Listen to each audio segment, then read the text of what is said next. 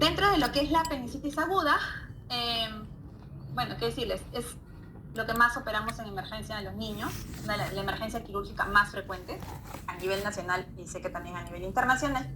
Tiene un pico de incidencia en estas edades, de 11 a 12 años, y hablamos de los riesgos de perforación en los pacientes pediátricos, ¿no? Tiene una relación inversa con la edad. Quiere decir que los niños que son más chiquititos tienen un riesgo de perforación mayor que aquellos niños que son mayores, ¿sí? Esto está en relación a las características anatómicas del paciente, de su apéndice, que en la característica neonatal es diferente a las siguientes etapas, ¿no?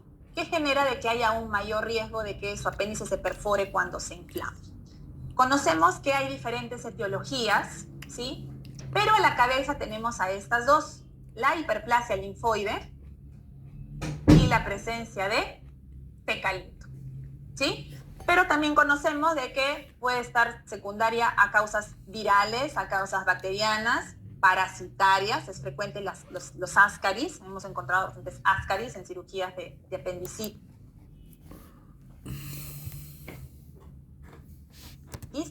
Y también tumores que por lo general son más frecuentes en niños más grandes, ¿no? En pacientes prepúberes o ya adolescentes. Entonces, ¿qué sucede con estos pacientes? Conocemos de que la apendicitis también es una enfermedad que progresa, ¿sí? No hay cuadro de apendicitis que le empieza a doler y luego para y no fue, no. La apendicitis inicia y va a continuar su camino.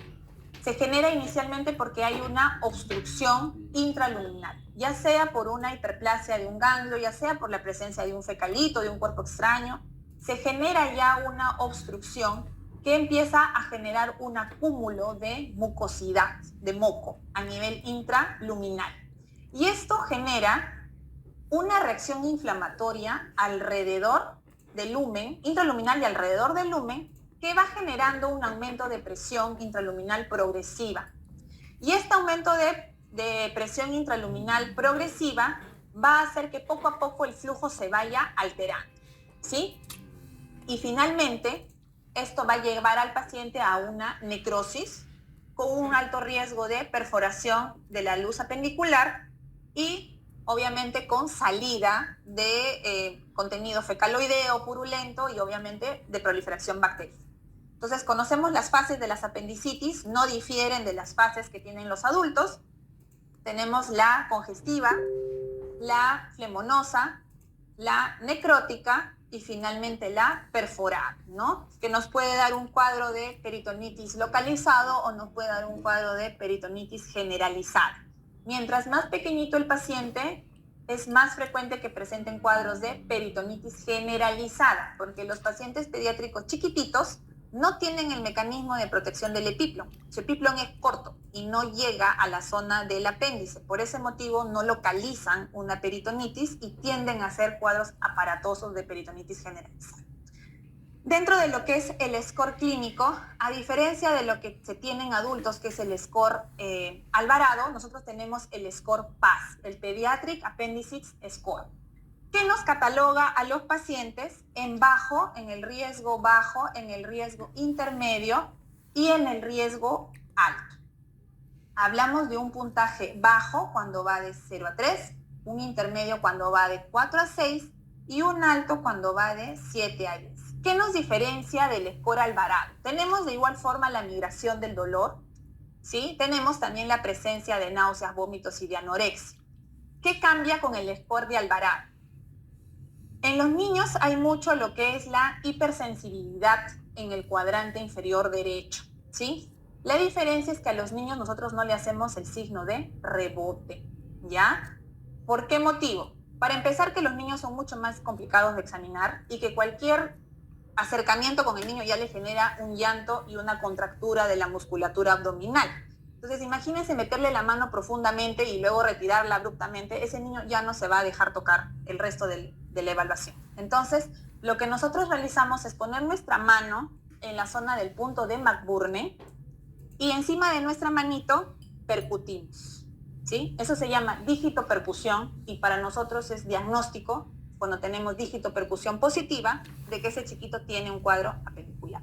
de repente no se encuentra su posición, su apéndice no se encuentra en la posición anatómica, porque conocemos que mientras más pequeño el niño puede tener algún grado de malrotación y su ciego puede estar un poquito más alto.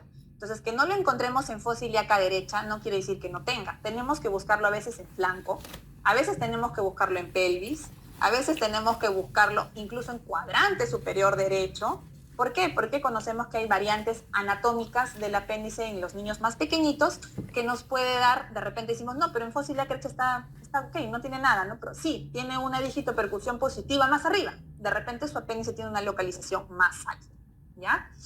Y de igual forma, los laboratorios, dentro de lo que es la leucocitosis, no tenemos los dos puntos de lo que es la leucocitosis. Algunos niños inclusive vienen con leucopenia, pero sí la neutrofilia. Una neutrofilia en un niño es bastante sugestiva de que algo está pasando, un cuadro infeccioso está sucediendo, y si sospechamos de una apendicitis, con mayor razón. Podemos tener un recuento leucocitario normal, pero si el paciente tiene neutrofilia, eso nos hace considerar que de repente sí pueda estar iniciando un cuadro de apendicitis.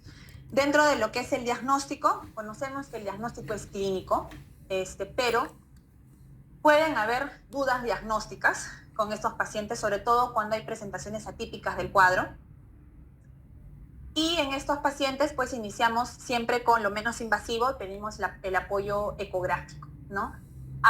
A veces sucede que la ecografía puede ser negativa porque sabemos que depende del observador, ¿no? No muchas veces logran ver el apéndice y a veces no ven cambios indirectos como cambio en la grasa mesentérica o el McBurney ecográfico y demás.